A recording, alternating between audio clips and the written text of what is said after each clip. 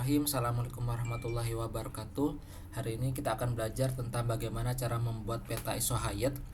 Peta isohayat sebagai informasi untuk teman-teman adalah sebuah peta yang terdiri atas garis kontur hujan gitu ya, menghubungkan titik-titik hujan dengan ketinggian yang sama. Ini mirip dengan peta kontur tanah, tapi ini dalam konteks hujan gitu ya.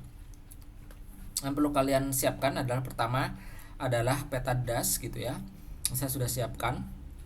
Kemudian yang kedua adalah teman-teman harus menambahkan data curah hujan gitu ya. Nah, caranya adalah klik layer, kemudian add layer, kemudian add delimited text layer. Nah, teman-teman cari yang sudah disiapkan. Ini saya sudah siapkan dalam bentuk CSV gitu ya. Kalau teman-teman tidak punya, maka teman-teman harus meng-create-nya berdasarkan data Excel yang teman-teman punya gitu ya. Open, kemudian kurang lebih seperti ini gitu ya. Ini pastikan 49S karena kita menggunakan 49S. Ada 4 data pos hujan yang kita gunakan: Gembong, Colo, Cendono, sama Tanjung Mojo. Nah, pastikan bahwa X fieldnya adalah X, kemudian Y fieldnya adalah Y, kemudian Z fieldnya bisa kita menggunakan HHMT yang berarti hujan harian maksimum tahunan gitu ya. Kemudian kita add, coba. Oke, sebentar. Sebelum itu kita buat ini sebagai desimal. Oke, kita add, kemudian kita close. Nah, saya remove dulu karena sebelumnya saya sudah membuat. Jadi sudah tampak. Kemudian kita layer styling gitu ya. Kemudian simbol kita tambahkan no labels jadi single labels berdasarkan nama. Oke, boleh. Kemudian kita draw dan kita lihat. Nah, ini berarti ada 3: Colo, Gembong, Cendono, sama Tanjung Mojo. Kemudian selanjutnya kita akan membuat interpolation gitu ya. Klik processing, menu processing toolbox, kemudian kita cari namanya IDW interpolation, kita klik. Nah, pastikan bahwa vektor layernya adalah data pos hujan yang sudah teman-teman import. Kemudian interpolation atributnya HMT atau hujan harian maksimum tahunan. Kemudian kita tambahkan layernya, pastikan bahwa ini adalah poin. Kemudian distance coefficient kita biarkan default. Yang paling penting adalah kita harus membuatnya berdasarkan batasan das, sehingga kita calculate from layer gitu ya. Kemudian pilih logung final watershed gitu ya. Nah, untuk pixel size teman-teman bisa membuatnya tetap 0,1 meter, tetapi ini akan membuat waktu komputasi menjadi lama, sehingga saran saya adalah kita memperbesar. Dalam hal ini saya contohkan saja 100 gitu ya. Kemudian kita run. Oke, dan sudah berhasil gitu ya teman-teman. Kita akan melihatnya berhasil atau tidak. Kita coba naikkan sini gitu ya. Bentar. Kita coba dia angkat ke sini, kemudian kita turunkan yang ini. Oke, dan benar teman-teman, kita sudah bisa membuat berhasil gitu ya, karena berada di tempat yang sama. Kemudian yang kita lakukan adalah kita klik lagi yang namanya raster, kemudian extraction, kemudian clip raster by mask layer.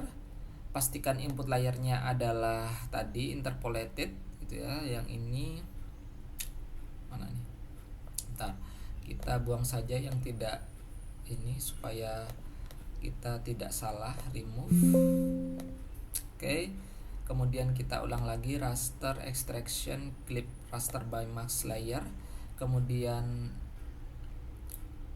inputnya adalah interpolated, kemudian masknya adalah logung final, target CRS-nya adalah 49S, dan seterusnya gitu ya.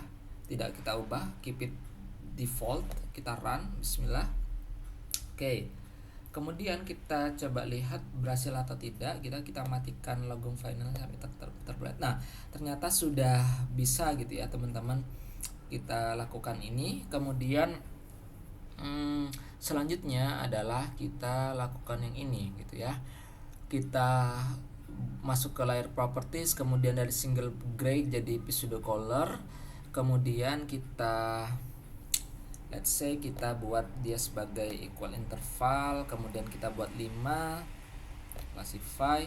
Nah, kita buat angkanya genap-genap saja gitu ya teman-teman.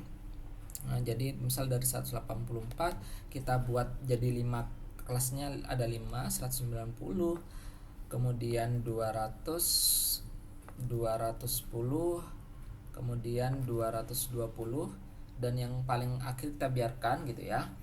Nah, namun ini tergantung, kelas ini bergantung dari data teman-teman karakteristik. Semakin besar perbedaan antara minimum dan maksimumnya, maka saran saya kelasnya dibuat semakin besar lagi gitu ya.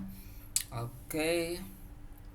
Kemudian kalau sudah ini warnanya, kemudian yang selanjutnya teman-teman raster lagi, kemudian extraction, kemudian teman-teman pilih kontur gitu ya. Pastikan bahwa ini yang sudah sama gitu ya, clip mask gitu ya. Kemudian kita bisa memainkan interval between contour lines, artinya jarak antara kontur yang satu dengan yang lain. Contoh kita buat menjadi 5 gitu ya, 5 meter, kemudian kita run teman-teman. Oke. Nah, ini hasilnya gitu ya. Kemudian kita akan buat kontur ini dengan skema yang lebih baik gitu ya. Caranya adalah kita pergi ke layer properties lagi, kemudian kita buat ini simple line-nya. Oke, nggak apa-apa, kita buat agak tebal dia 0,5 gitu ya. Kemudian kita buat ini no labels jadi single labels, kemudian kita ganti value-nya jadi elevation gitu ya, kita draw. Oke, kemudian kita lihat.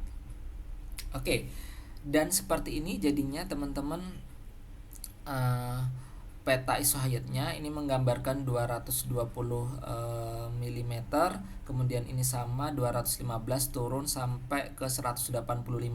Ini kenapa kita bedanya 5 meter, karena tadi ketika kita membuat kontur kita membuatnya intervalnya adalah 5 meter. Dan jadilah teman-teman gitu ya.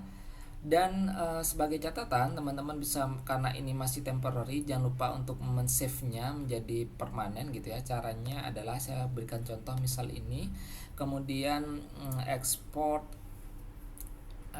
save feature as. Oke, sama kita taruh di sini gitu ya, kontur isohayat contohnya.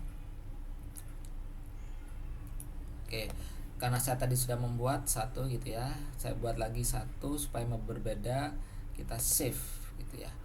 Oke, pastikan 49S. Oke, nah sudah ada. Nah, caranya supaya kita tidak capek mengganti-ganti gitu ya, karena masih nah ini nggak ada labelsnya. Caranya adalah kita klik kanan, kemudian style, kita copy style, all style categories, kemudian ini juga gitu ya, ke styles, dan sekarang paste all style categories, dan jadi gitu ya. Kita nonaktifkan yang ini gitu ya, kita hapus, remove, dan jadi. Alhamdulillah peta isohayat kita sudah jadi, dan teman-teman siap untuk melaksanakan ke analisis selanjutnya. Terima kasih.